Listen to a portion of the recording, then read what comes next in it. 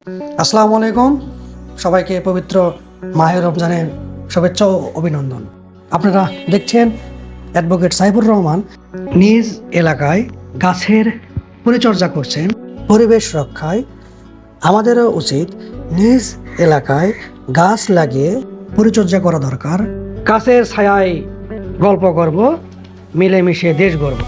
আপনারা জানেন ইতিপূর্বে আমরা এই নদীর পাড় দিয়ে কৃষ্ণচূড়া এবং নিমের গাছ লাগিয়েছিলাম। গত রাতে ঝড় বৃষ্টির কারণে গাছগুলি একটু ক্ষতিগ্রস্ত হয়েছিল, সেগুলোকে আমরা খুঁটি দিয়ে বেঁধে দিয়ে সেগুলোকে আজকে আমরা সবাই মিলে যত্ন করলাম।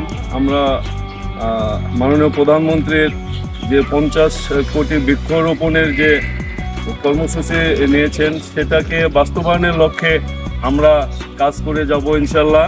আজকে আমি বলতে চাই, যার যার এলাকায় সবাই আপনারা গাছ লাগিয়ে যত্ন করবেন, তাহলেই আমাদের মাননীয় প্রধানমন্ত্রীর এই পরিকল্পনা সফল হবে ইনশাল্লাহ। গাছ লাগিয়ে যত্ন করি, গাছ লাগিয়ে যত্ন করি।